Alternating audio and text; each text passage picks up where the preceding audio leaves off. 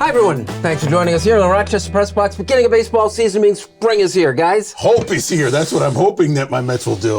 Is this just me, or is like it wasn't a lot of snow, but this winter just feels like, and still does, like it's just dragging on endlessly. I feel like you're just getting old. It's like in your bones. It could now. be. Yeah. That's why I ask you guys these things. I was hoping for a great opening day for the Red Wings. That's all I care about. That's all I want. A 50-degree guarantee. Yeah. Well, let's start with a baseball. Well, actually, let's start with a baseball with a jersey because that's kind of fascinating. No, I'm sorry. It's an old school. They wore this, the Red Wings, in the late 90s, I believe. It's made by Mitchell and Ness. It was a throwback game. It's game worn. It's autographed. I don't know whose jersey it is. I got it on eBay, and the person that sold it to me didn't know. So if you know, it's beautiful. What number is it? 13. Well, that shouldn't be that hard to trace. Lucky number 13. But I don't know what year it was. I don't know what year they wore them, so I can't figure it out. Somebody will know. Okay, yeah, we got a lot of baseball nerds that watch this show that hate me for all the things I say about baseball nerds. That's not all that bad. But let's get into it. We got the start of the season. We're a few games into it now. What are you looking forward to? I don't know. I mean, it's sort of a bizarre year. So you got the Astros coming back, everything, but they've got injuries to Altuve and McCullough Jr. And then you look at the Braves. You're not quite sure what's going on with that team. I find it interesting. All the big spenders don't seem to make it to the World Series or barely make it to the American League or National League Championship game. Philadelphia, same sort of thing. They had a bit of bad luck too. So it's all been sort of this: who will survive and actually start the season? Who can come back and provide some help for their team somewhere in the middle of the season?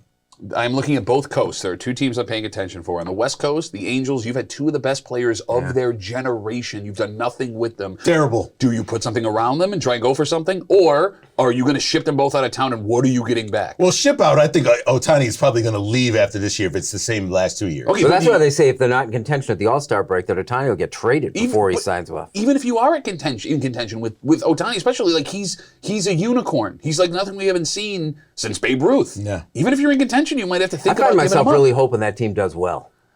We've been hoping for the last 2 years that team does well. But I don't want to.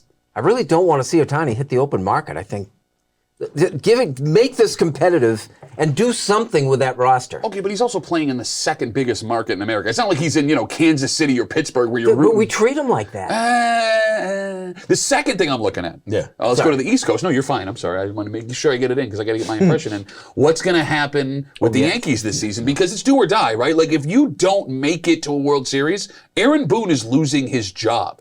Aaron Boone, who I've said for years, is not an actual manager who sits there and watches players go, do their thing. Look, guys, can you believe this is happening?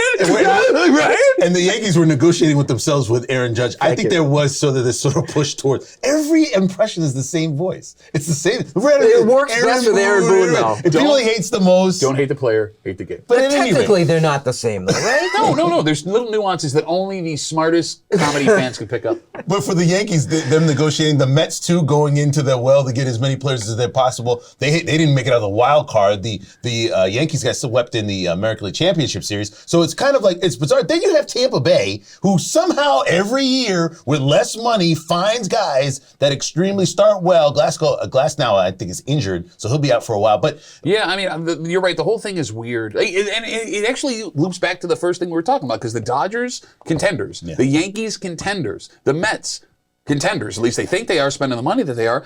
In the two biggest markets in America, 3 out of the 4 teams are going for it. And you can make the argument the most talent, generational-wise, is on the team that's probably going to ship those guys out at the trade deadline. And then you have San Diego, which, I mean, I don't know what's going to happen with Soto, what's going to happen with the rest of that team. They put a lot of money in that team as well. The Dodgers. That has to succeed. For the sake of the franchise, what they've done, that has to succeed. Well, no, but you say it has to succeed. If it does succeed, it cannibalizes baseball even further. If you're a baseball fan, you actively root against the Padres and what they've done the last couple of years. Yeah, but it's just adding to the pile. I mean, they're just one of many. I just think just because of what they did, they need to succeed. So you got three favorites. The odds on the Mets, the Yankees, the Astros are the same, and then it spreads out. Anyone you like as a value pick? The value pick, I'd probably have to go with. I don't believe in the Dodgers. I want to believe in the Dodgers. The Dodgers, money-wise, they won in 2020, but they haven't been able to go there since then. You got one? Cleveland. That's interesting. I like, no, well, why are we laughing? Why are we laughing right now? The Dodgers aren't even really a value pick, right? That's not coming out of nowhere. I mean, that division is winnable. They took steps forward last year that nobody thought they were going to be able to take. That is a baseball town that is back supporting that team again. That matters in small markets when it comes to success and non-success. I keep it, look, if we're talking value, I like Cleveland. And I like the Phillies. And although they were in the World Series last year, well, you no, guys but are they the were worst. seventh. That's not value. I'm stacking the Vegas odds. The Phillies are seventh. And the Dodgers are value picking that they're fourth. They've always been number one. They're fourth. You guys are top 8 picking value? You're the worst gamblers ever. We'll see where Cleveland is at the end of the year. We have to have a darling team, though. There's going to be a darling team for each quarter of baseball. The Orioles. And, of course, probably to start off. And then, of course, they will tank after that. And then they will have another darling team in the middle of the year and then have a darling team at the end. We're the Rochester Press Box talking Bills next.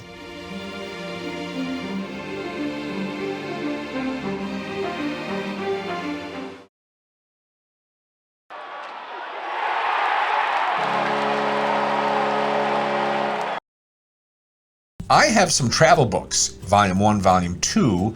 You'll be able to get one of these books for free when you buy the new Volume 2 for only $14.95. Contact me at MikeTheGetawayGuy@gmail.com. Welcome back. Thanks for joining us here on the Rochester Press Box, our Buffalo Bills segment brought to you by Ralph Honda for 3 generations and celebrating 50 years as New York's first and oldest Honda dealer. Visit Ralph Honda today and find out how we do Honda right at ralphhonda.com. Well, the news from the Bills this week, I guess, is the head coach is going to call the defensive plays. Yeah, I don't know how I feel about this because on one hand, Sean McDermott is a really good defensive play caller. He got this job in Buffalo being a great defensive coordinator and play caller. On the other hand, I also believe that Sean McDermott needs to focus on what's going on with the game. I don't know how in today's modern NFL, you can call a game while being a head coach. And I know there's a whole Andy Reid thing, but I think defense is different than offense, and it's harder to call defense in game than offense. I'm just a little bit concerned about how much McDermott is talking. And I have no problem with it. I guess the question would be, so this Leslie Frazier thing came out of nowhere. This is no surprise to either one of us. We talked about this about a month ago, so we kind of knew this was going to come. But then again, there are other maybe options you could have used or things you could have done. I guess he wants to take it in his own hands. But this is, I guess, I'm a little bit concerned because McDermott's not this guy that does this much promotion and discussion about a team. The last time I saw him this much talking about a team was either during the season or during the punt god controversy. That was about it. Well, I mean, but with the Bills running a unique spot, the last couple of years he hasn't had to say anything, right? Like the roster was all set. We knew what direction the Bills were moving, and this is the first time in 3 seasons where there isn't a known direction for this franchise. Sean McDermott, look, the guy is good at 2 things. He is great at talking for 10 minutes without telling you anything. It's amazing when you watch him do it. Very good. But he's also very forward. Like the guy is, if you ask him a question, he will answer the question. And I think all he's doing is answering questions. And the thing with Josh Allen, I mean, and he brought it up, says, we have to do things differently with Josh this year. Oh, what a remarkable comment. I mean, But, he was sort of hands off of that for a while, thinking, okay, this is our chance. We'll cut him loose. And something that he saw, I feel a storm brewing here. No. It's Tariq was right, but that's okay. What are you hearing where Tariq was right? Yes, when basically your head coach said the same thing. I said you can't sustain this type of play for as long as you need to play in the NFL. He did say that, and I said that 2 years ago, and I was like, what are you talking about? I think we all believe that, but to hear it from the head coach saying we got to do things differently on the offensive side is something different. Let's go back to last offseason when they asked about Josh running and taking hits, and he said, well, we got to do things differently and get him an opportunity to save his body. And then the year before that, when they asked him in the offseason, hey, what are you going to do about Josh and his running? He goes, we got to protect him. He shouldn't be running the way that he is. We'd like him to get down. He's been saying it every year. Then why hasn't it changed? Because it's not going to change. Because you're only successful with Josh Allen playing the ball that he does. Sean McDermott is not stupid. You're not going to look at Josh Allen and say, hey, get down. And Josh Allen goes, okay, coach, sounds good. He's going out there and playing ball. Well, so where do you fall on this? Is it history where it says guys that played the way Josh Allen break down quickly, or is it the fact that he's only been hurt once and that was hurt while he was throwing the ball? I mean, I look at it the second part. Look, I'm not naive enough to think that there isn't something bad that can happen while all this goes down. But at the same time, if you look at the injuries that quarterbacks have taken, even running quarterbacks, Lamar Jackson didn't get hurt out of the pocket. Baker Mayfield didn't get hurt out of the pocket. Ben Roethlisberger played a reckless game and made 15 years in the NFL. I'm not worried about it. And if it happens, God forbid something happens, it's in the pursuit of him doing what he does great. So then let's leave it at this. You will take Josh Allen, live by the sword, die by the sword, either way, because that's the way he plays. there is no Josh Allen without playing live by the sword, die by the sword. He's a better passer than he was coming into the league. You're right, but you can also make the argument that he's such a great passer because of the threat that he's going to run and get physical with your guys. Jack Vegas 10.5. I saw was the over/under on the Bills.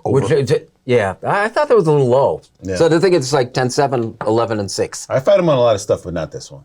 Well, yeah, finally, you've listened to reason. Finally? What are you doing, man? What has he accomplished other than that AFC Championship game? Did a Giants fan just say that to me? Yeah. You guys a Giants fan with a couple of Super Bowls. How many of the Bills have? Okay, first of all, you're going to play that game? Yes, I just won. My goldfish died in third grade. You want to talk about that? I just started that game. Man, I won the money you just paid for Daniel Jones. Here we go. And you're going to have Josh Allen in your mouth right now? I think we accomplished a lot of yelling.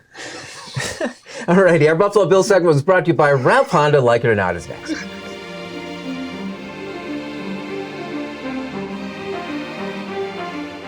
Here's the Press Box Trivia question, brought to you by Market View Liquor, where exceptional customer service meets an extensive selection. Jefferson Road.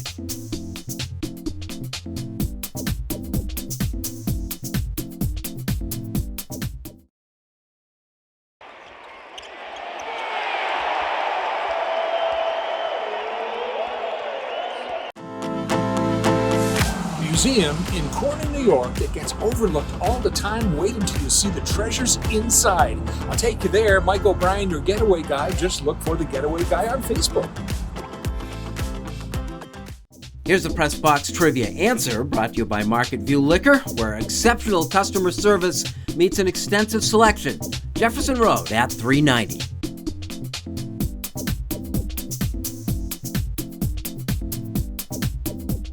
Welcome back, and thanks for joining us here in the Rochester Press Box. Our Like It or Not segment brought to you by Sport Clips, where the MVP experience is better than ever. Sport Clips, the pros in men's hair. No appointment necessary. Stop by a Rochester location today. Like it or not, which one am I going to here in the NCAA is more invested in this? I'll take the investment. I love it. I absolutely love it. I love the fact that you can get totally new teams. And it tells you that there's more than 5 college coaches that are out there that can really coach and really recruit. And the transfer portal is amazing. And a kid from Kansas State who is from Harlem, I'd never even heard of before, became a star overnight. NIL deal. That's how this all works. So I know, our Blue Bloods or big players are not in it. That's great. Then don't gamble on it. But I know you will, and I know you'll watch because it's been fun. Man, you know who I feel for is head coach of the University of Miami, Jim Larrañaga, because that guy coached University of Miami to the first Final Four. A couple years ago, he coached George Mason to their first Final Four, and that guy's like 1,000 years old. Like, you would assume that he's only a few years older than me.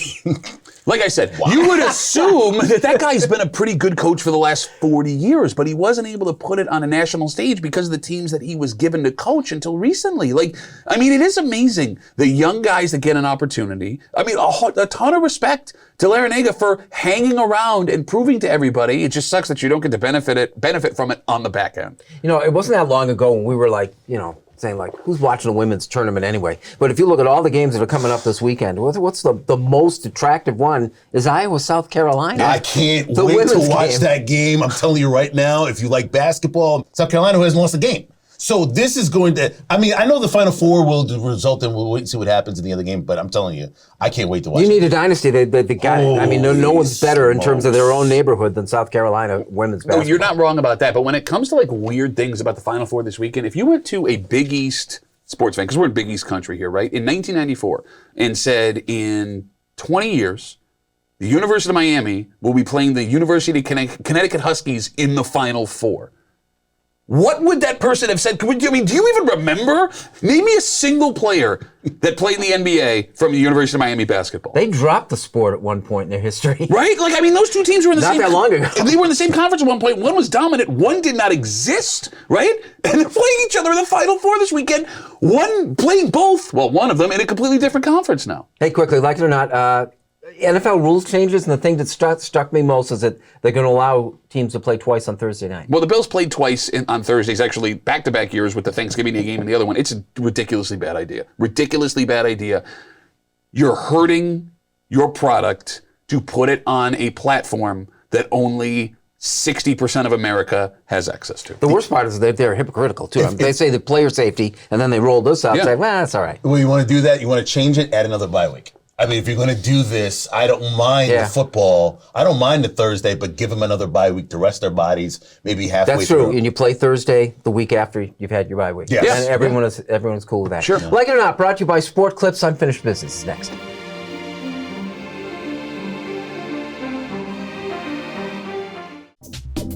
The Press Box Stat of the Week is being brought to you by McArdle's Restaurant in Fairport. Come home to McArdle's.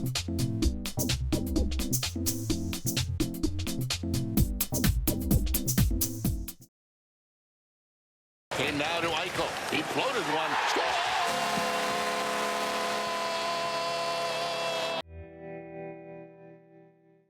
Welcome back, and thanks for joining us here on the Press Box. Unfinished Business brought to you by the Genesee Brew House, your beer destination since 2012. Visit the gift shop, enjoy a tasting at our pilot brewery, and dine at the pub-style restaurant at the Genesee Brew House. Unfinished Business, Pat.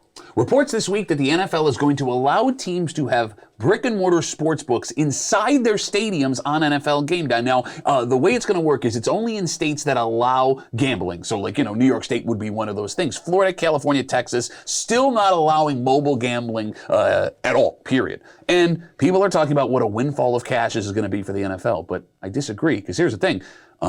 I've been doing this inside the stadium for the last year and a half on my mobile sportsbook. I use FanDuel. And if I'm going to walk in that place, I paid a whole bunch of money to sit down and watch a football game. Why? When I have the opportunity right here on my phone, would I stand in line and place a physical bet with someone or even on a kiosk inside the stadium? I mean, the NFL doesn't have to get my money for me to place bets on this, even if it's a sportsbook run by one of these mobile sportsbooks, which is probably going to happen. The NFL rarely misses the mark when it comes to opportunities. They're usually on the cutting edge of things like that. But it feels like the NFL is 5 years too late on something like this, because if I don't have a mobile sportsbook, am I willing to gamble? If I do have a mobile sportsbook, what are you doing for me to place my bet with you inside the stadium?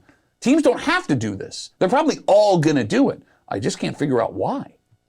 So everybody's worried about these one-and-dones, right? Well, Tyrese Proctor kind of changed that. See, he was a one-and-done player that went to Duke his freshman year thinking, some time on a campus, maybe get an NIL deal, go straight to the NBA. What did he do? Decide to go back to college. You mean a one-and-done made a decision that's best for himself presently in the future? That's his statement to ESPN. So wait a minute. These one-and-dones are now gone and sticking around what college basketball wanted after all of these players decided to go to the NBA after 1 year? Proctor made a decision that other freshmen will start thinking about. Transfer portal, staying with the program, NIL deals, getting a little money in your pocket before you blow the millions of dollars that could be coming to you later on. It's the perfect deal for Proctor, and I hope more freshmen understand that you have options to stay on campus, learn a little bit about marketing, business, and the world you're about to go into before you just take the money. Proctor did a great thing. Hopefully freshmen will continue to do so and maybe stay a few more years. You probably heard it said, but there really was a time when the National Invitational Basketball Tournament was bigger than March Madness,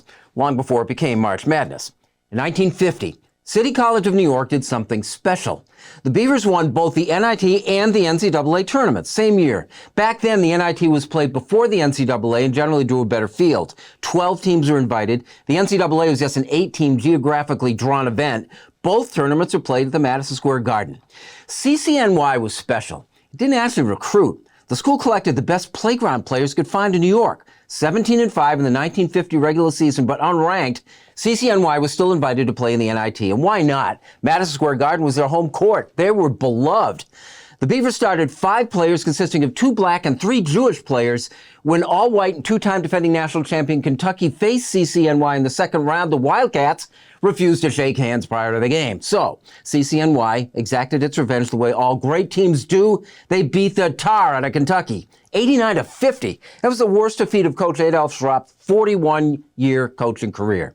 CCNY then beat Bradley for the NIT title, and by doing so secured an NCAA bid and played the next week, wound up playing Bradley again in the final and again prevailed. It was a celebrated event, considered still the most exciting college basketball accomplishment at the Garden of all time.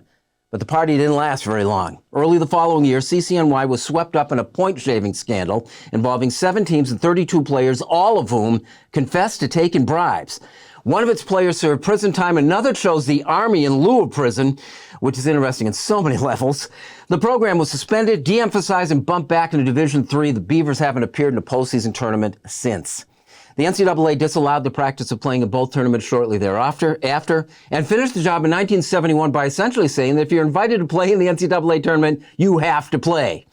That led to an antitrust suit settled with the NCAA buying out the NIT, which is a little like corporate point shaving. We have come full circle. Few of us watched Alabama, Birmingham, and North Texas play for this year's NIT title, but there was a day when it really mattered. That is Unfinished Business, brought to you by the Genesee Brewhouse, and that is our show. Guys? Pray for my New York Mets, Bill. Please pray. I don't think I'll do that. Yeah, after all you said, why would I not do anything to help you in any way that I can? Well, thanks for all the luck, Buffalo Bill fan. Enjoy the start of the baseball season. We'll see you next week for the Rochester Press Box. This guy.